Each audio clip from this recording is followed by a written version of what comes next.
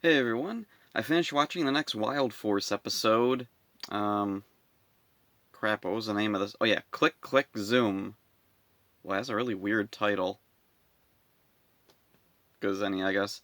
So anyway, it starts off with Master Org is giving a speech to Jindrax and Toxica, and Toxica is still suspicious about him. Still thinking he doesn't look quite right and he doesn't act quite right, but Jindrax brushes it off. Ah, whatever. And then they go out to find another org. And then up on the Animarium, Cole has just finished reading Taylor's Ranger Rule Book. Okay. And this was interesting. I remember as a kid thinking this was weird too, because I was like up till now, he's had like the standard jungle guy first being introduced to society thing. He seems to have acclimated pretty quickly. Like, he's up in a tree reading it, but he's still reading, which makes me think the tribe he was with must have been able to read English. Okay. So, anyway, Cole tells Taylor that there's too many rules. And I'm wondering, yeah, how many rules are in the rule book? Also, like, they're Power Rangers. What rules are there? What rules did she... I'm really curious what rules she has, and I'm wondering if any of them mirror Zordon's rules. Does she know anything about Zordon? I don't know, whatever. Anyway, Cole tells Taylor that we only need one rule, and that's teamwork. And the others are like, yeah, I like that. Except for Taylor. She's offended because she's the one who wrote the rule book. So anyway, she leaves the Animarium, and Shayla comes up to explain to Cole what's going on, why she's acting like that. And then she goes on to tell Cole that she's come to rely a lot on Taylor because Taylor was the first ranger that she recruited into Wild Force. And then we see Taylor down on Earth going for a walk, and she overhears this woman reading a story to a child. And it mirrors or parallels Shayla's story about the backstory of the Animarium. It's a really weird scene. I get it, but it's just very weird and very fairy tale Sentai like. Like, this really feels like the type of scene that would be in Sentai. In fact, I wouldn't be surprised if it is in Gao Ranger. I don't remember. I haven't watched Gao Ranger in a long time. I wouldn't be surprised if this is straight copied from a scene from Gao Ranger. So anyway, we learn about the history of the Animarium, and let's see. Back in the past, Animarium wasn't a floating island. It was on Earth. Animaria, or whatever. And let's see, there was unity between humans, animals, and nature, but the peace didn't last.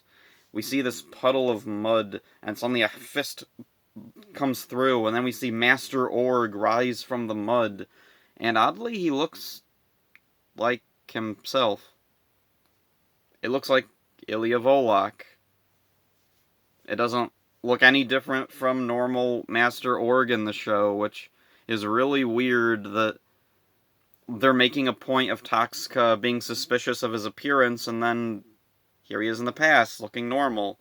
So, I don't quite know what exactly they were going for here. Like, is this supposed to be the Rangers' imaginations? Because they haven't seen Master Org either. Whatever, moving on. Master Org brings a bunch of Org monsters with him, and the Putrids. They are attacking everybody. Then these 5 warriors show up, wearing puffy white things, silver armor, silver helmets.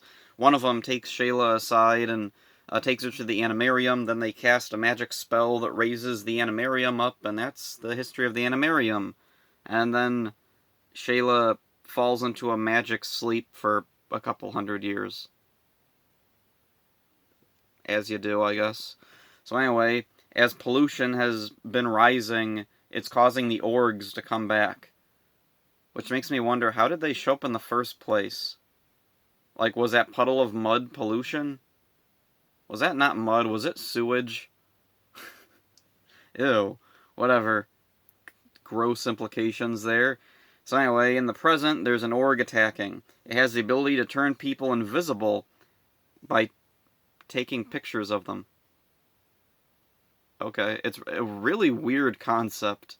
Let's see, it takes a picture which steals their body and puts it in the picture, but the people are still there, they're just invisible now.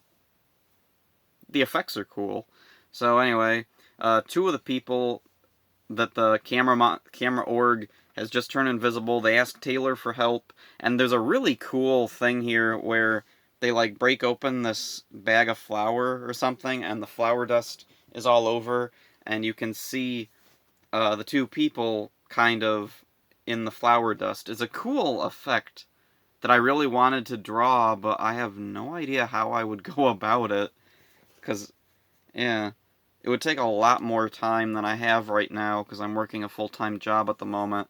So, anyway, Taylor contacts the other Rangers, and they rush to go help her, and on their way to help her, the Rangers see a bunch of ambulances trying to help other people that have been turned invisible, and we see more effects of, like, we see imprints on, like, stretchers, we see people putting blankets around invisible people and walking them around. It's a really cool sequence, and it's something that, like, really imprinted on my young mind, because I remember seeing this on TV, and later when I had the tape, I watch this not as much as the first two episodes. There's a lot of times where I would watch the first two episodes and then just kind of drop off and not watch the third one.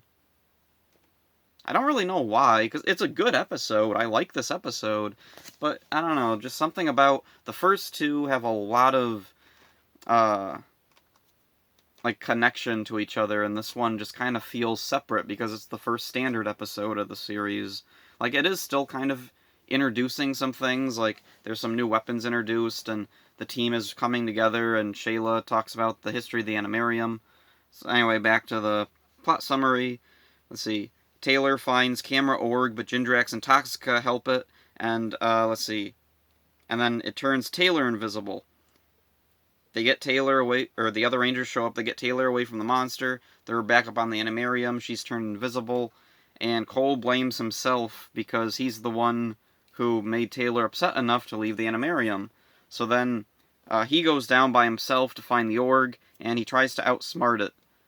And this kind of doesn't really pay off. Like, you think he's going to come up with some kind of clever idea, but not really. He just goes up and then knocks a bunch of canisters on it and knocks it over. I guess it distracts it for a little bit, but it's not really the clever way to defeat the monster I kind of figured that Power Rangers would use. So then the other Rangers show up, but then they're held back by the Putrids. So then, let's see, Cole's knocked over the Camera Org, and then he morphs, jumps down, opens up the front of it, and steals the film from it, which he knows about.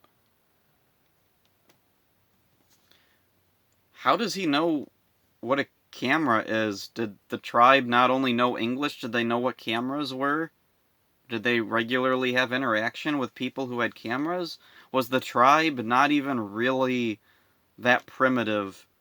Are they like the modern Amish or something where, yeah, they know stuff exists and they'll use it, but they just don't make a big show of it? Whatever, anyway. Back to the thing. Let's see, he steals the film out of the monster, and the film being out of the monster somehow restores all the invisible people's bodies, including Taylor. So then Taylor goes to join the others, and, let's see. Oh yeah, the org has a backup film, so it puts in the backup film, but Taylor gets there just in time, smashes its lens, and its powers are useless now. So then, even without that ability, it does still have another clever ability. It can shoot the film out giant and wrap it around the Rangers so they can't fight back. So then Cole is able to free himself from the film just enough to use a new weapon, the Lion Blaster Cannon, or Lion whatever, and then it shoots the monster, and then, let's see, the other Rangers defeat the org, then Toxica revives him as a giant. We get a really long Megazord formation sequence, followed by a very short fight with the monster. Sure, why not? So then the org is defeated, and up on the Animarium, Cole and Taylor are getting along again. Taylor is starting to accept Cole as the leader of the team, and everybody's happy. The end. So it's a really good standard first episode. The monster has a creative ability that requires all the Rangers to work together. I do like that there's a moment for Taylor to help defeat the monster, smashing the lens of it. That's a cool moment.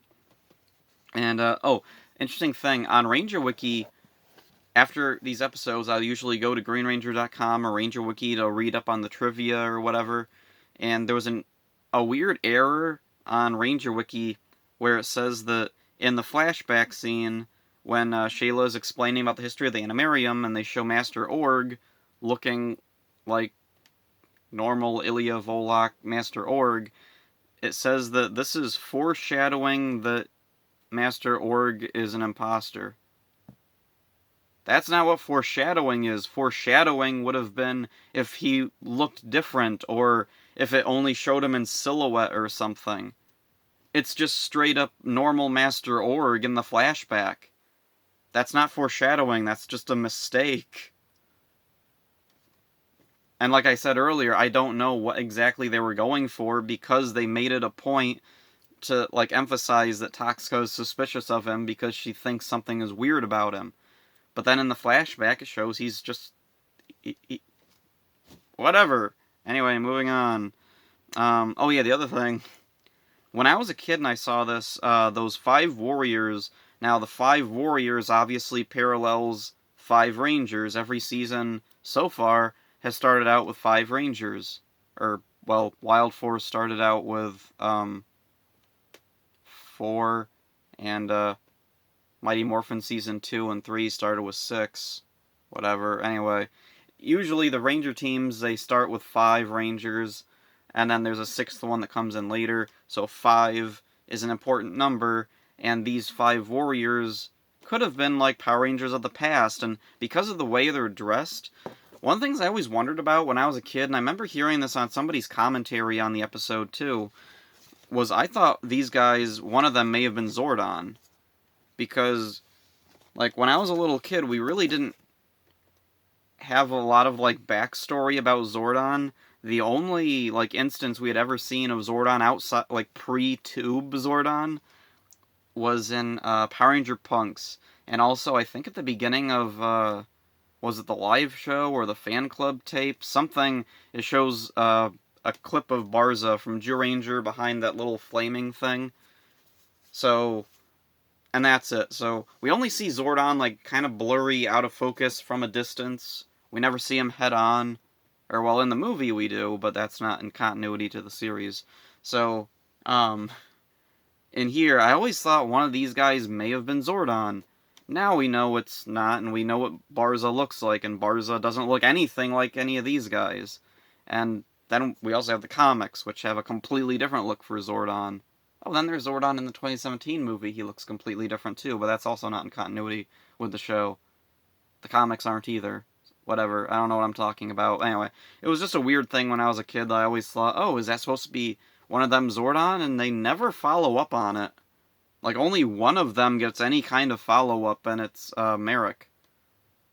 Actually, do the others get a follow-up? Did they, like, just die or something? I don't remember. Does Merrick say what happens to them? Well, this is one of the reasons why I wanted to rewatch all these seasons, because... and also do, like, a deep analysis of them, write down stuff about it, and now do videos and think additionally about all these episodes. Because, especially the seasons I don't know as well, like Wild Force, because Power Rangers is something I really like, and I really like to think about. And Wild Force is a season that I watched as a kid, watched as a teen, but for whatever reason, it didn't really stick with me. It's not one of my favorite seasons. It's not one I've watched a whole lot, so I really wanted to get more familiar with it. So anyway, that's it for this one. Hope you enjoyed it. See ya.